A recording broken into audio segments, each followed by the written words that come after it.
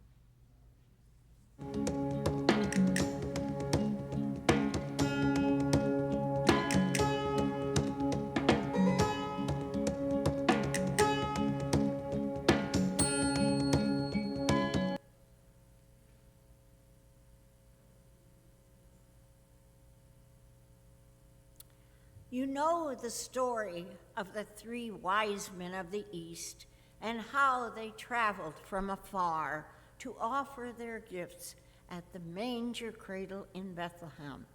But have you ever heard the story of the other wise man who also saw the star in its rising and set out to follow it, yet did not arrive with his brethren in the presence of the young child Jesus? I would tell you the tale, as I have heard fragments of it in the Hall of Dreams, in the palace of the heart of man. In the days long ago, when Augustus Caesar was master of many kings and Herod reigned in Jerusalem, there lived in this city of Ecbatana, among the mountains of Persia, a certain man named Artaban, the Median. From his roof he could look over to the hill where the summer palace of the Parthian emperors glittered. High above the trees, a dim glow of light shone through the curtained arches of the upper chamber, where the master of the house was holding counsel with his friends. Artaban was a tall, dark man of about 40 years, with brilliant eyes and firm lines graven around his fine, thin lips, a man of sensitive feeling but inflexible will. His robe was a pure white wool thrown over a tunic of silk, and a white pointed cap with long lapels at the sides rested on his flowing black hair. It was the dress of the ancient priesthood of the Magi. "Welcome," he said to his guests. There were 9 of the men, differing widely in age, but alike in the richness of their dress, of many-colored silks, and in the massive golden collars around their necks. marking them as Parthian nobles, and the winged circles of gold resting upon their chests, the sign of the followers of Zoroaster. Artaban turned to his friends and said, "You have come tonight at my call as the faithful scholars of Zoroaster. Hear me then, my father and my friends," said Artaban very quietly, "while I tell you of the new light and truth that have come to me through the most ancient of all signs. We have also read books of prophecy, but the highest of all learning is the knowledge of the stars. Is not our knowledge of them still incomplete?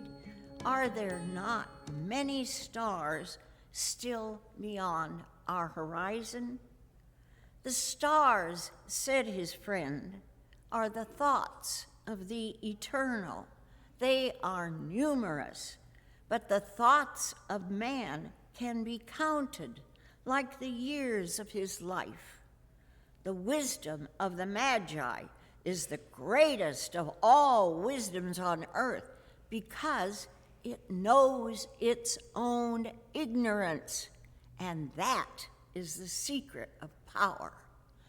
Artaban drew from the breast of his tunic 2 small rolls of fine lines with writing upon them and unfolded them carefully upon his knee. "In the years that are lost in the past, long before our fathers came into the land of Babylon, there were wise men in Chaldea, from whom the first of the Magi learned the secret of the heavens. Balaam, the son of Beor, was one of the mightiest. Hear the words of his prophecy. 'There shall come a star out of Jacob, and a scepter shall arise out of Israel.'"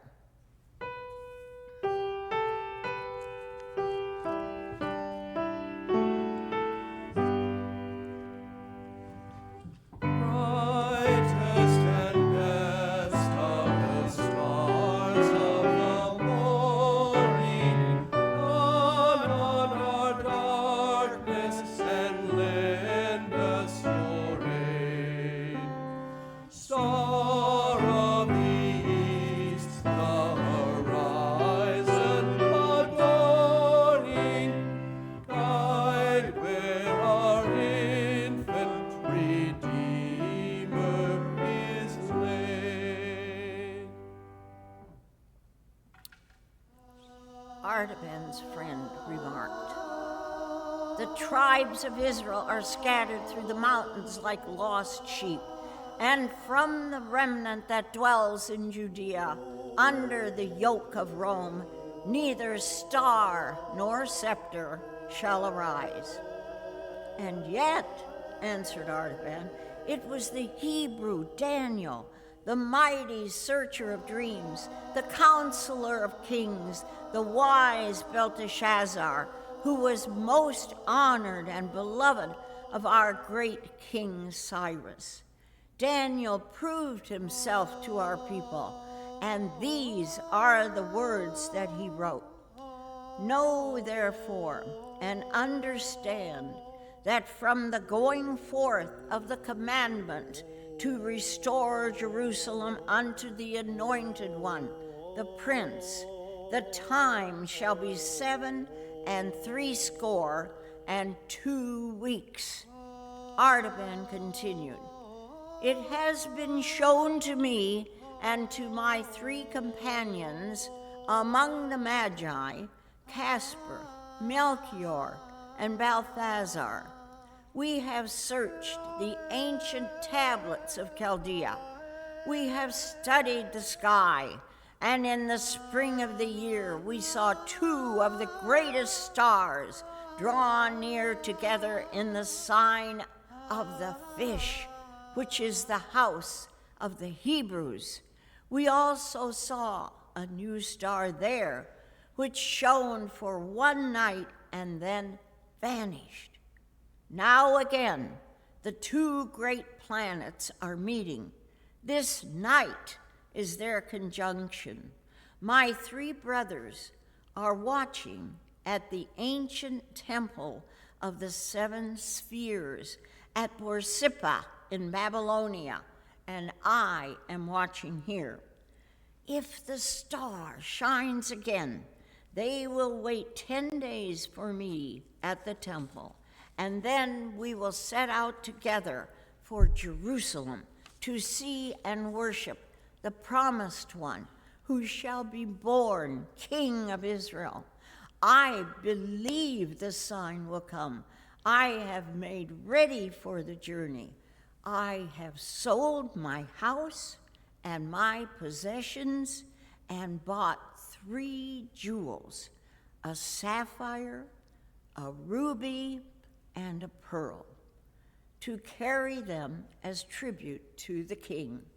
And I ask you to go with me on the pilgrimage, that we may have joy together in finding the prince who is worthy to be served.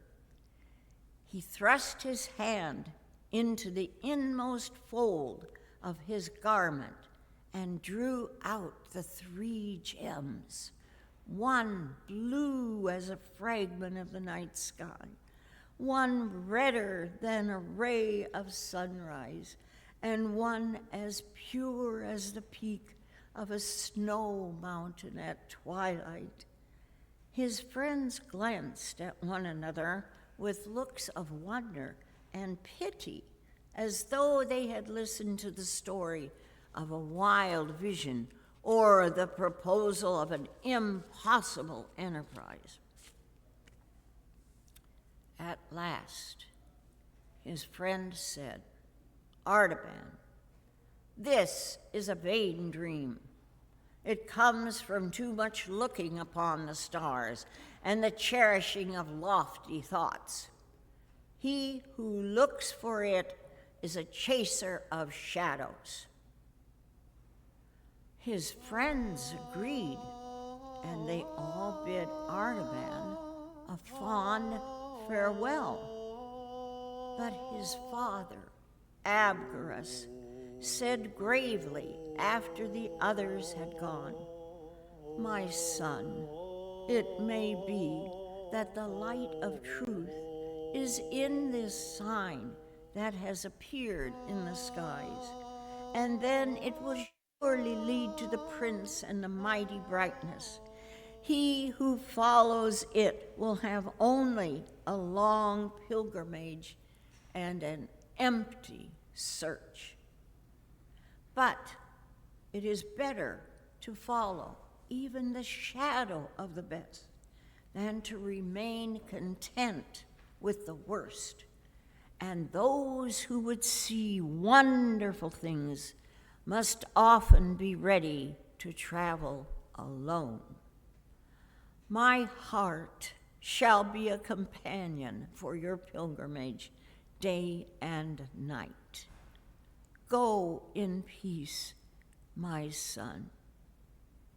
His father left, and Artaban was left in solitude. Artaban gathered up the jewels and replaced them in his garment. He crossed the hall, lifted the heavy curtain, and stood on the terrace, looking at the sky. Far above the eastern plain, a white mist stretched like a lake. Jupiter and Saturn rolled together like drops of flame about to blend in one. As Artaban watched, behold, an azure spark was born out of the darkness beneath, rounding itself with purple splendors to a crimson sphere, and springing upward through rays of saffron and orange into a point of white radiance.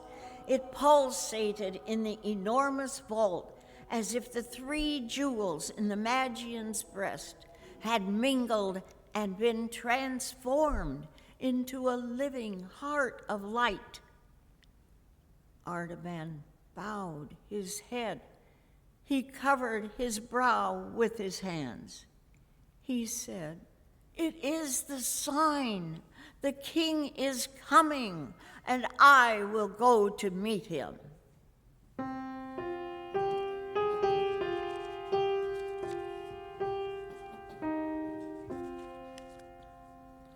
The King shall come when morning dawns and light triumphant breaks, when beauty gilds the eastern hills and life to joy awakes.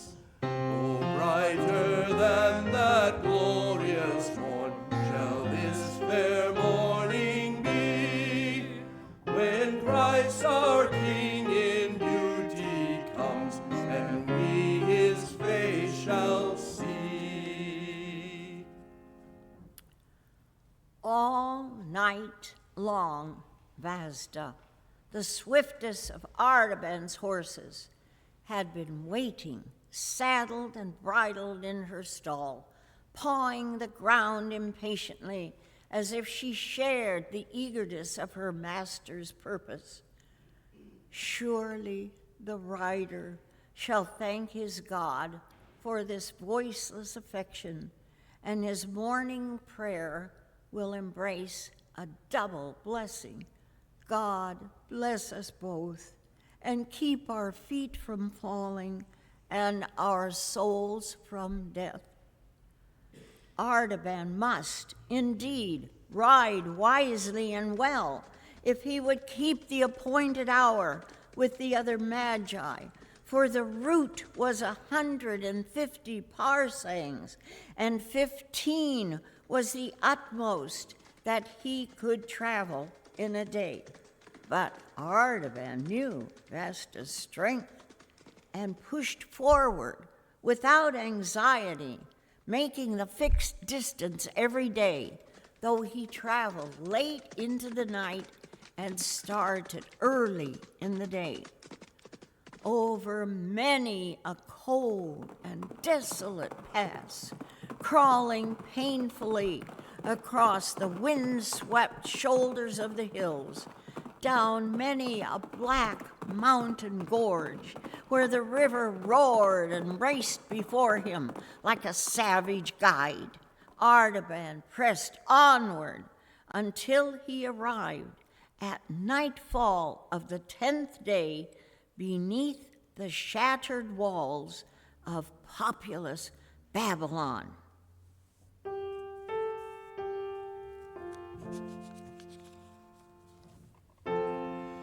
The bleak midwinter, frosty wind made moan. Earth stood hard as iron, water like a stone. Snow had fallen, snow on snow, snow on snow. In the bleak midwinter, long ago. What can I give him, poor as I am? If I were a shepherd, I would bring a lamb.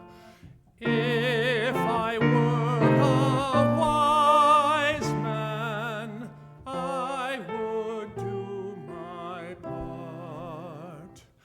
Yet what can I give him? Give my heart. Vasda was almost spent, and Artaban would gladly have turned into the city to find rest and refreshment for himself and for her. But he knew that it was 3 hours yet to the temple of the 7 spheres, and he must reach the place by midnight if he would find his comrades waiting. So he did not halt, but rose steadily across the stubble fields. A grove of date palms made an island of gloom in the pale yellow sea. As she passed into the shadow, Vasda slackened her pace and began to pick her way more carefully. She felt her steps before her delicately, carrying her head low and sighing now and then with apprehension. At last, she gave a quick breath and stood stock still, quivering in every muscle before a dark object in the shadow of the last palm tree. Artaban dismounted. The dim starlight revealed the form of a man lying across the road. His humble dress and the outline of his haggard face showed that he was probably one of the poor Hebrew exiles who still dwelt in great numbers in the vicinity. His pallid skin, dry and yellow as parchment, bore the mark of the deadly fever which ravished the marshlands in autumn. The chill of death was in his lean hand, and as Artaban released it, the arm fell back inertly upon the motionless chest.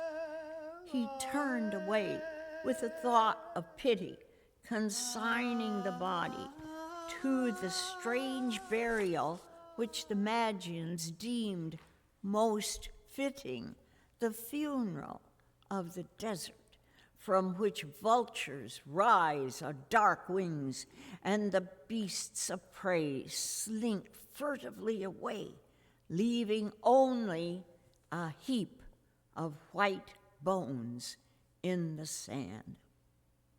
But as he turned, a long, faint, ghostly sigh came from the man's lips. The brown, bony fingers closed convulsively on the hem of the Magian's robe and held him fast. Artaban's heart leaped to his throat with a dumb resentment at the importunity of this blind delay. How could he stay here in the darkness to minister to a dying stranger? What claim had this unknown fragment of human life upon his compassion of his service? If he lingered but for an hour, he could hardly reach Borsippa at the appointed time. His companions would go without him. He would lose his quest. But if he went on now, the man would surely die. If he stayed, life might be restored. Artaban's spirit throbbed and fluttered with the urgency of the crisis. Should he risk the great reward of his divine faith for the sake of a single deed of human love? Should he turn aside, if only for a moment, from the following of the star to give a cup of cold water to a poor, perishing Hebrew? God of truth and purity, he prayed, direct me in the holy path, the way of wisdom which only thou knowest. Then he turned back to the sick man. Loosening the grasp of the man's hand, he carried him to a little mound at the foot of the palm tree. He unbound the thick folds of the turban and opened the garment above the sunken chest. He brought water from one of the small canals nearby and moistened the sufferer's brow and mouth.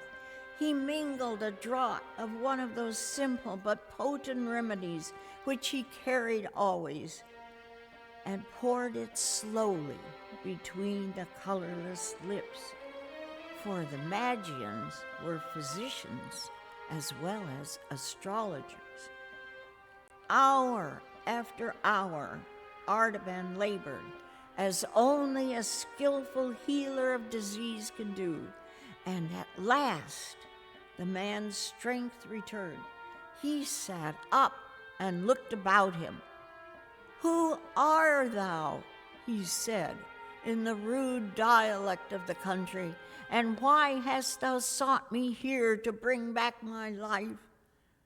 "I am Artaban, the Magian, of the city of Ecbatana, and I am going to Jerusalem in search of one who is to be born King of the Jews, a great prince and deliverer of all men.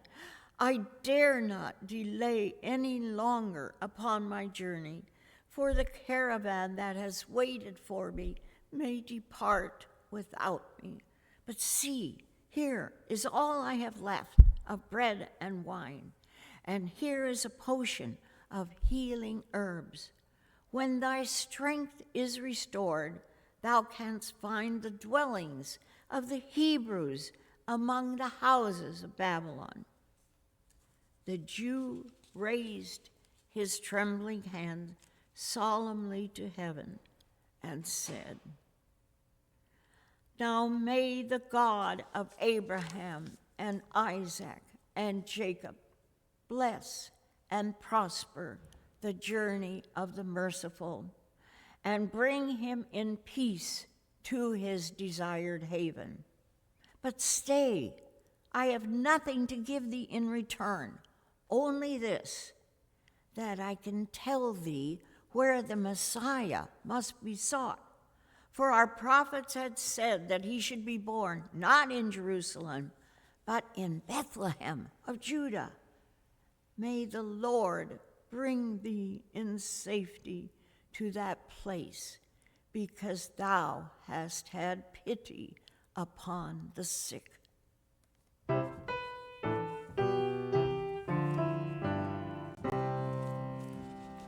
From heaven above to earth I come, to bear good news to every home. The tidings of great joy I bring, whereof I will now say and sing. To you this night is born a child, of Mary chosen, mother mild. This little child of lowly birth shall be the joy of all the earth. It was already long past midnight. Artaban rode in haste, and Vasda, restored by the brief rest, ran eagerly through the silent plain and swam the channels of the river. She fled over the ground like a gazelle. But the first beam of the sun sent her shadow before her as she entered upon the final stadium of the journey, and the eyes of Artaban, anxiously scanning the great mound of Nimrod and the temple of the seven spheres, could discern no trace of his friends. At the edge of the terrace, he saw a little cairn of broken bricks, and under them a piece of parchment. He caught it up and read, "We have waited past midnight and can delay no longer. We go to find the king. Follow us across the desert." Artaban sat down upon the ground and covered his head in despair. "How can I cross the desert," he said, "with no food and a spent horse? I must return to Babylon, sell my sapphire, and buy a train of camels and provision for the journey. I may never overtake my friends. Only God, the merciful, knows whether I shall not lose the sight of the king, because I tarried to show mercy.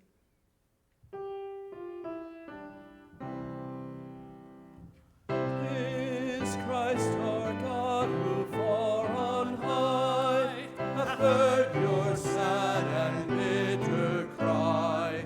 Himself will your salvation be, himself from sin will make you free. There was a silence in the Hall of Dreams, where I was listening to the story of the other wise man. And through this silence I saw, but very dimly, his figure passing over the dreary undulations of the desert, high upon the back of his camel, rocking steadily onward like a ship over the waves. The land of death spread its cruel net around him. The stony wastes bore no fruit, but briars and thorns. By day, the fierce heat pressed its intolerable burden on the quivering air, and no living creature moved on the dumb, swooning earth. Through heat and cold, the Magian moved steadily onward. I saw the long, snowy ridge of Haran, and the dark grove of cedars, and the valley of the Jordan, and the blue waters of the Lake of Galilee, and the fertile plain of Esdraelon, and the hills of Ephraim, and the highlands of Judah. Through all these I followed the figure of Artaban, moving steadily onward until he arrived at Bethlehem. And it was the third day after the three wise men had come to that place and had found Mary and Joseph with the young child Jesus, and had laid their gifts of gold and frankincense and myrrh at his feet.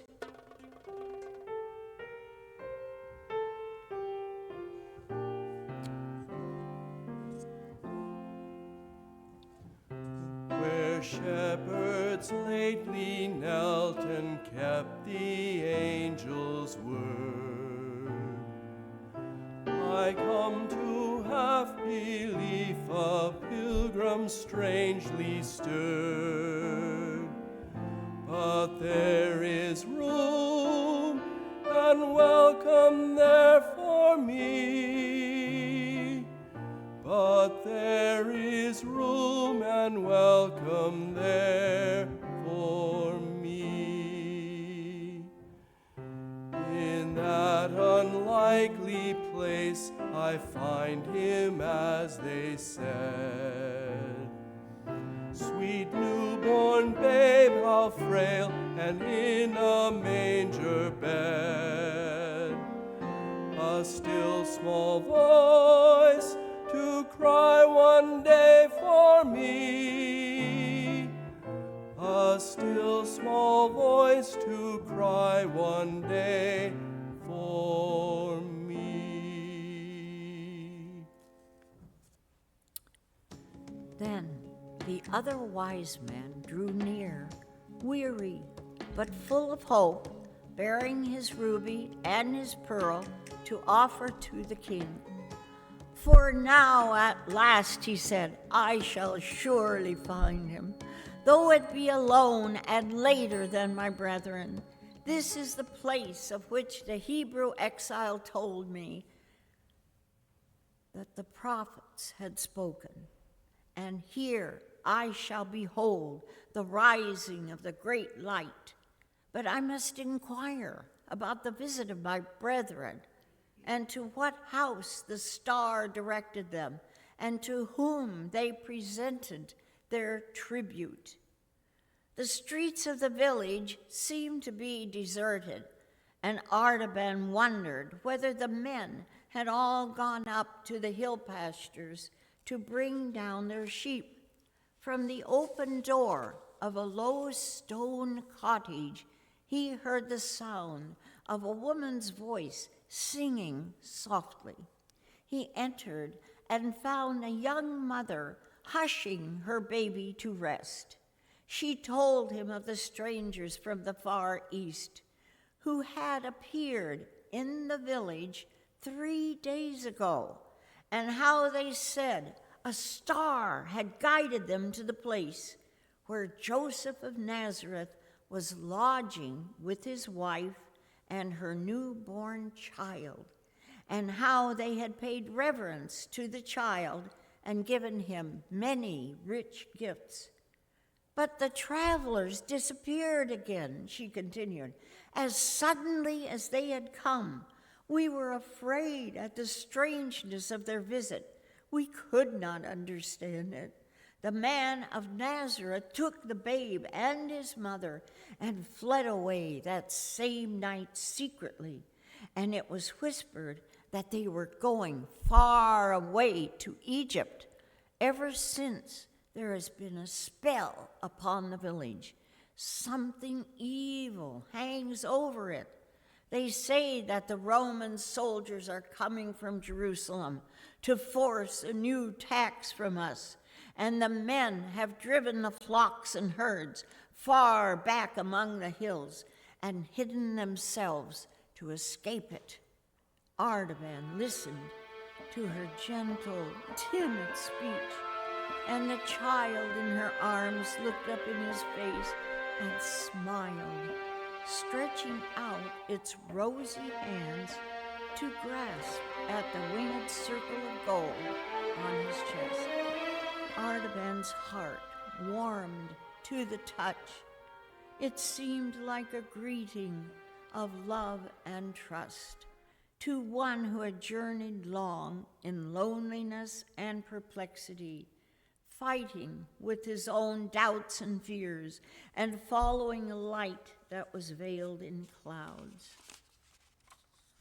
Might not this child have been the promised prince? He asked within himself as he touched its soft cheek. Kings have been born ere now in lowlier houses than this, and the favorite of the stars may rise even from a cottage. But it has not seemed good to the God of wisdom to reward my search so soon and so easily. The one whom I seek has gone before me, and now I must follow the king of Egypt.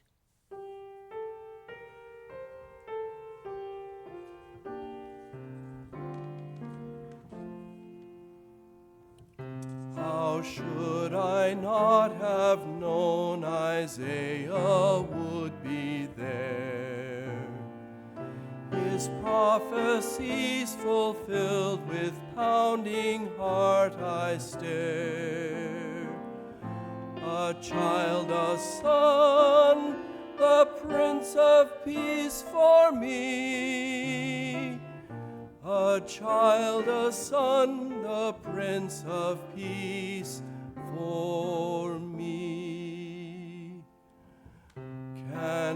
Will I forget how love was born and burned its way into my heart, unmasked, unforced, unearned, to die, to live, and not alone for me, to die, to live, and not alone for me.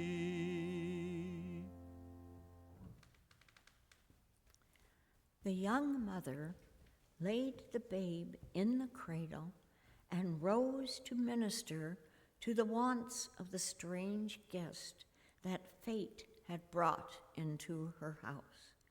She set before him the plain food of peasants, willingly offered. Artaban accepted it gratefully, and as he ate, the child fell into a happy slumber and murmured sweetly in its dreams, and a great peace filled the quiet room.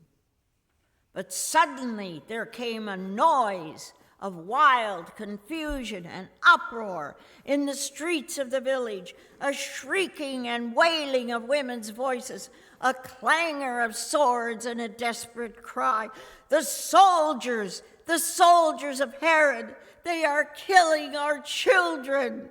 The young mother's face grew white with terror. She clasped her child to her bosom and crouched motionless in the darkest corner of the room, covering him with the folds of her robe, lest he should wake and cry. But Artaban went quickly and stood in the doorway of the house. His broad shoulders filled the portal from side to side, and the peak of his white cap all but touched the lintel. The soldiers came hurrying down the street with bloody hands and dripping swords. At the sight of the stranger in his imposing dress, they hesitated in surprise. The captain of the band approached the threshold to thrust him aside, but Artaban did not stir. His face was as calm as though he were watching the stars, and in his eyes there burned that steady radiance. He held the soldiers silently for an instant and then said in a low voice, "I am all alone in this place, and I am waiting to give this jewel to the prudent captain who will leave me in peace." He showed the ruby, glistening in the hollow of his hand like a great drop of blood. The captain was amazed at the splendor of the gem. The pupils of his eyes expanded with desire, and the hard lines of greed wrinkled around his lips. He stretched out his hand and snatched the ruby. "March on," he cried to his men. "There is no child here. The house is still." The clamor and the clang of arms passed down the street. Artaban re-entered the cottage. He turned his face to the east and prayed, "God of truth, forgive my sin. I have said the thing that is not to save the life of a child, and 2 of my gifts are gone. I have spent for man that which was meant for God. Shall I ever be worthy to see the face of the King?" But the voice of the woman, weeping for joy in the shadow behind him, said very gently, "Because thou hast saved the life of my little one, may the Lord bless thee and keep thee. The Lord make his face to shine upon thee and be gracious unto thee. The Lord lift up his countenance upon thee and give thee peace."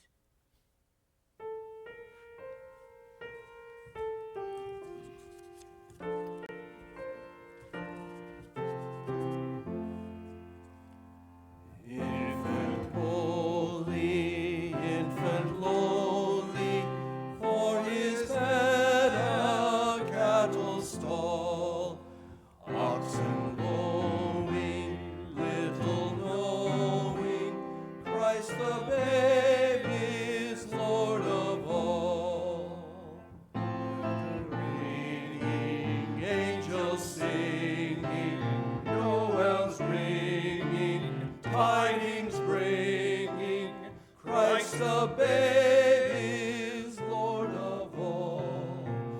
Christ the babe is Lord of all.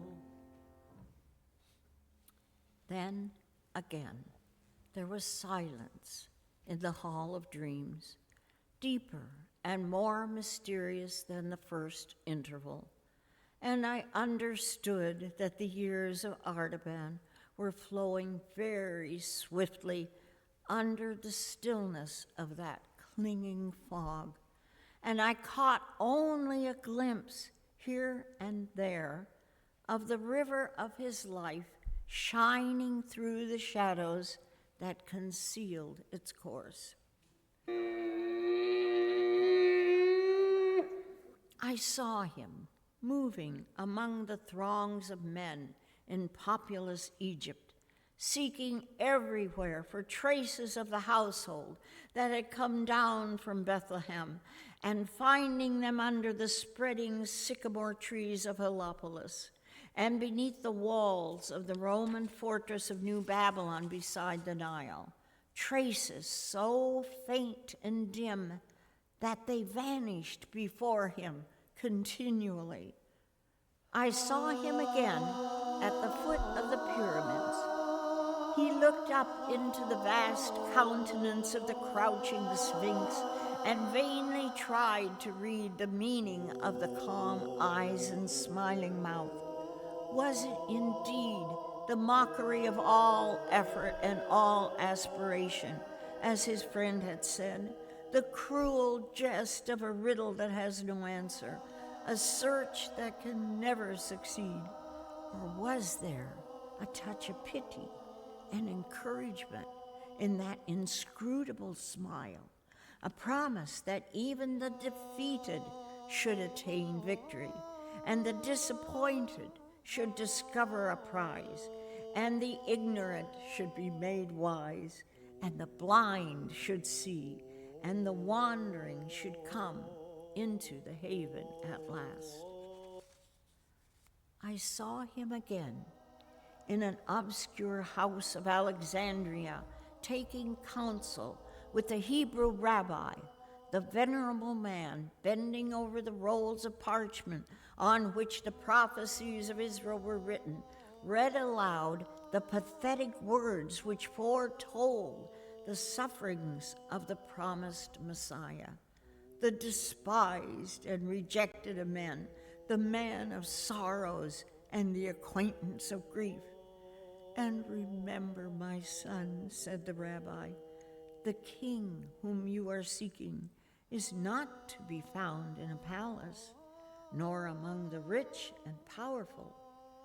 If the light of the world and the glory of Israel has been appointed to come with the greatness of earthly splendor, it must have appeared long ago. For no son of Abraham will ever again rival the power which Joseph had in the palaces of Egypt, or the magnificence of Solomon throned between the lions in Jerusalem. But the light for which the world is waiting is a new light, the glory that shall rise out of patient and triumphant suffering. And the kingdom which is to be established forever is a new kingdom, the royalty of perfect and unconquerable love. I do not know how this will come to pass, nor how the turbulent kings and peoples of earth shall be brought to acknowledge the Messiah and pay homage to him. But this I know, those who seek him will do well to look among the poor and the lonely and the lowly and the sorrowful and the oppressed.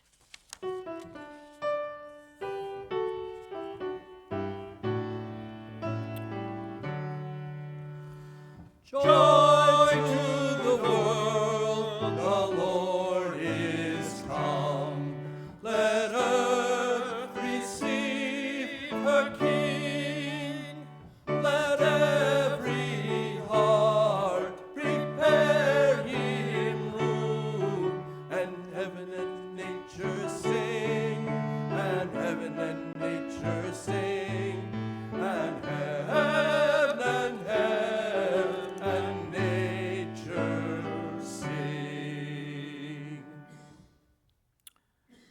So I saw the other wise man again and again, traveling from place to place and searching among the people of the dispersion, with whom the little family from Bethlehem might perhaps have found a refuge. He passed through countries where famine lay heavy upon the land, and the poor were crying for bread. He made his dwelling in plague-stricken cities, where the sick were languishing in the bitter companionship of helpless misery.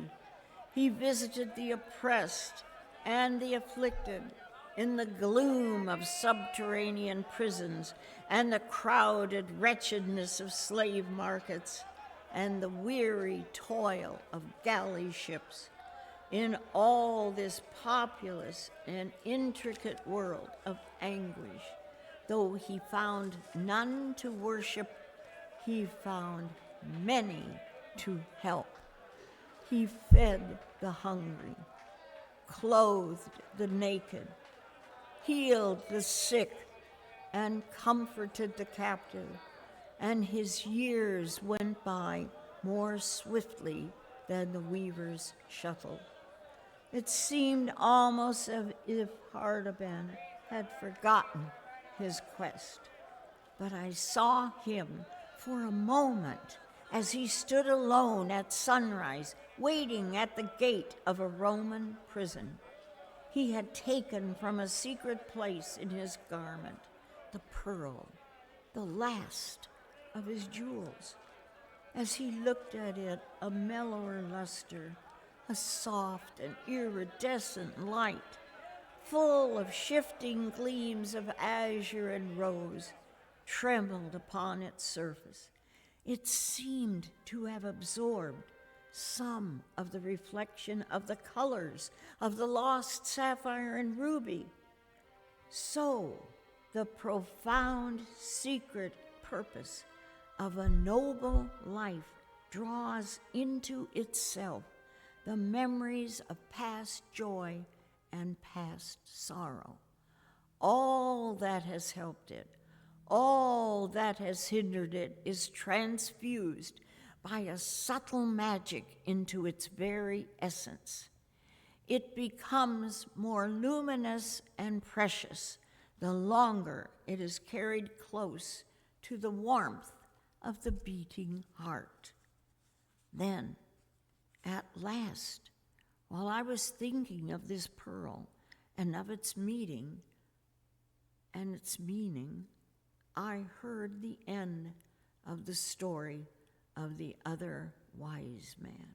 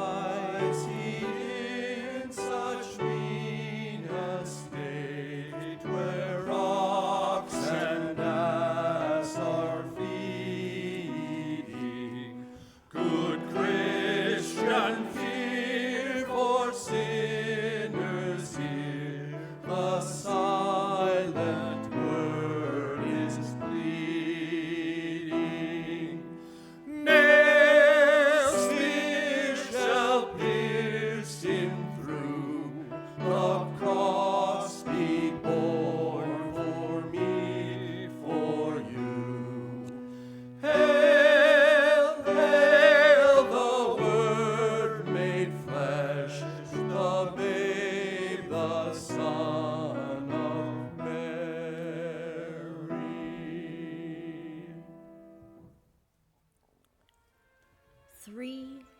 33 years of the life of Artaban had passed. He was still a pilgrim and a seeker after light.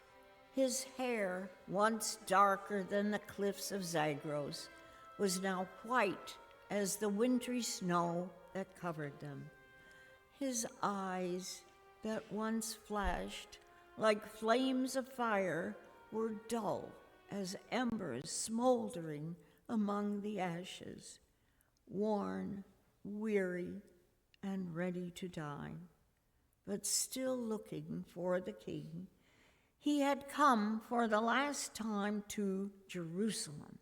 He had often visited the holy city before and had searched through all its lanes and crowded hovels and black prisons without finding any trace of the family of the Nazarenes who had fled from Bethlehem so long ago. But now it seemed as if he must make one more effort, and something whispered in his heart that at last he might succeed. It was the season of the Passover. The city was thronged with strangers. The children of Israel, scattered in all far lands all over the world, had returned to the temple for the great feast, and there had been a confusion of tongues in the narrow streets for many days. But on this day, there was a singular agitation visible in the multitude. The sky was veiled with a portentous gloom, and currents of excitement seemed to flash through the crowd. A secret tide was sweeping all one way. The clatter of sandals and the soft, thick sound of thousands of bare feet shuffling over the stones flowed unceasingly along the street that leads to the Damascus Gate. Artaban joined company with a group of people from his own country, Parthian Jews, who had come up to keep the Passover, and inquired of them the cause of the tumult and where they were going.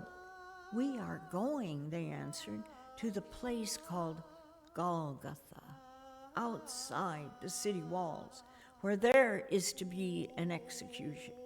Have you not heard what has happened? 2 famous robbers are to be crucified, and with them another called Jesus of Nazareth, a man who has done many wonderful works among the people, so that they love him greatly. But the priests and elders have said that he must die, because he gave himself out to be the Son of God. And Pilate has sent him to the cross, because he said that he was the King of the Jews." How strangely these familiar words fell upon the tired heart of Artaban. They had led him for a lifetime over land and sea, and now they came to him darkly and mysteriously like a message of despair. The king had arisen, but he had been denied and cast out. He was about to perish. Perhaps he was already dying. Could it be the same man who had been born in Bethlehem 33 years ago, at whose birth the star had appeared in heaven, and of whose coming the prophets had spoken? Artaban's heart beat unsteadily, with troubled, doubtful apprehension. But he said within himself, "The ways of God are stranger than the thoughts of man, and it may be that I shall find the king at last in the hands of his enemies, and shall come in time to offer my pearl for his ransom before he dies." So Artaban, now an old man, followed the multitude with slow and painful steps toward the Damascus Gate of the city. Just beyond the entrance of the guardhouse, a troop of Macedonian soldiers came down the street, dragging a young girl with torn dress and disheveled hair. As the Magian paused to look at her with compassion, she broke suddenly from the hands of her tormentors and threw herself at his feet, clasping him around the knees.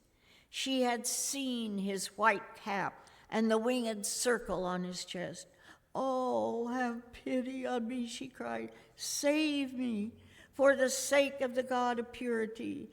I also am a daughter of the true religion, which is taught by the Magi. My father was a merchant of Parthia, but he is dead, and I am seized for his debts to be sold as a slave. Save me from worse than death." Artaban trembled. It was the old conflict in his soul, which had come to him in the palm grove of Babylon and in the cottage at Bethlehem, the conflict between the expectation of faith and the impulse of love. Twice the gift which he had consecrated to the worship of religion had been drawn from his hand for the service of humanity. This was the third trial, the final and irrevocable choice. Was it his great opportunity or his last temptation? He could not tell. One thing only was clear. In the darkness of his mind, it was inevitable. And does not the inevitable come from God? One thing only was sure to his divided heart. To rescue this helpless girl would be a true deed of love. And is not love the light of the soul? He took the pearl from his garment.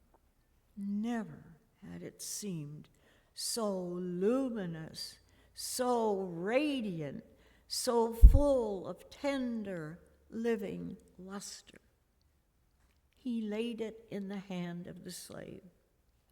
"This is thy ransom, daughter.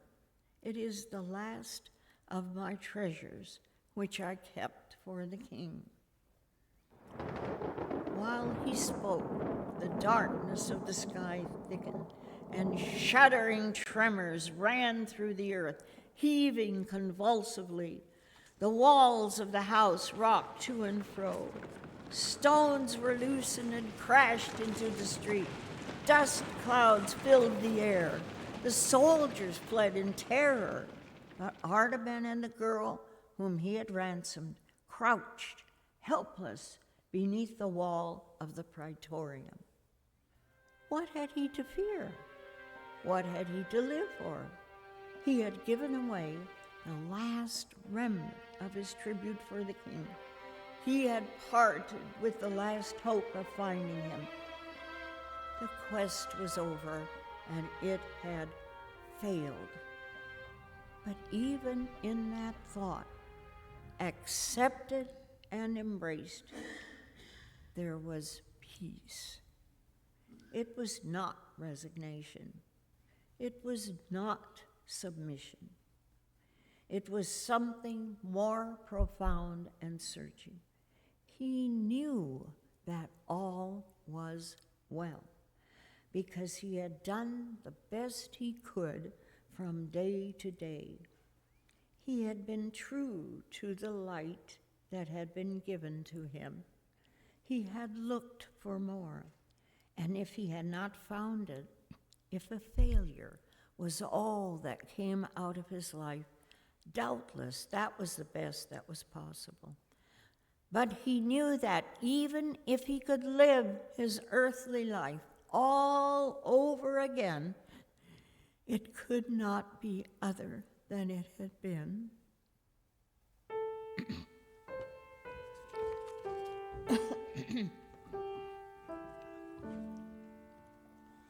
What wondrous love is this, O my soul, O my soul? What wondrous love is this, O my soul?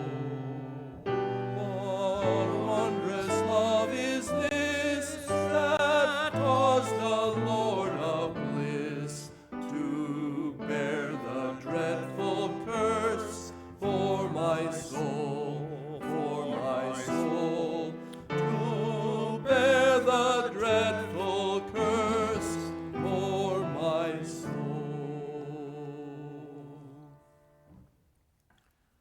One more lingering pulsation of the earthquake quivered through the ground.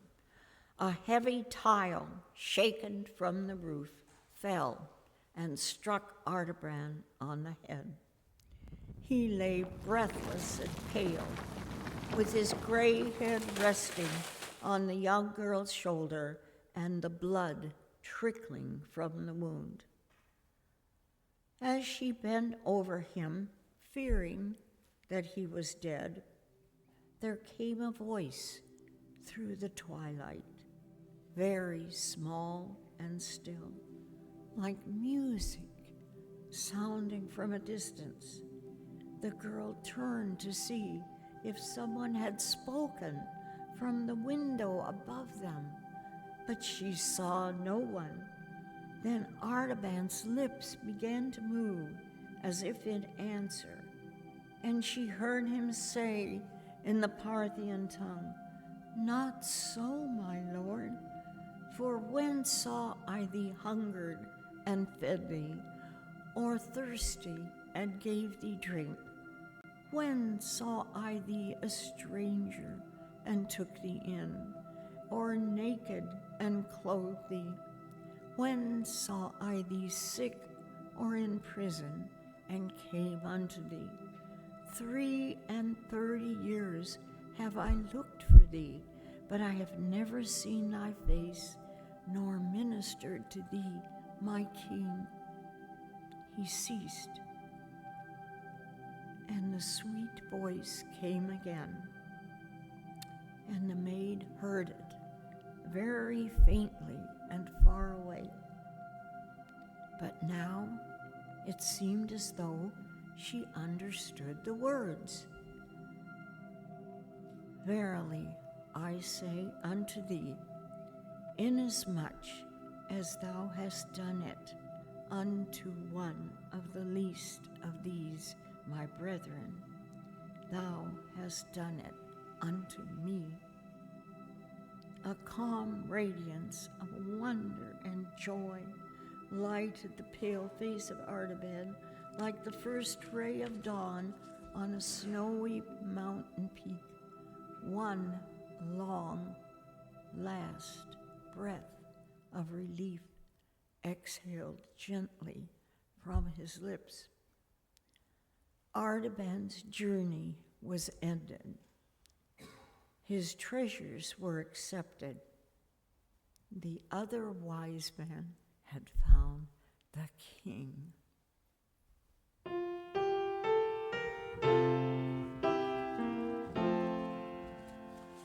Angels we have heard on high, sweetly singing o'er the plains, and the mountains in reply, echoing their joyous strains.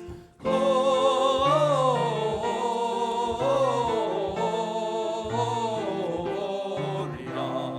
in excelsis Deo.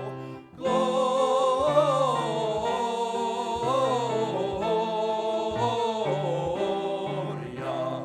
in excelsis Deo. Come to Bethlehem and see him whose birth the angels sing.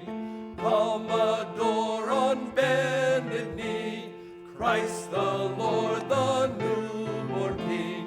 Gloria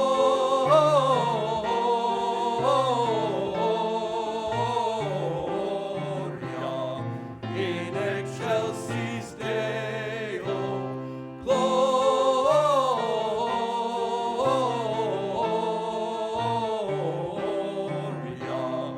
in excelsis Deo.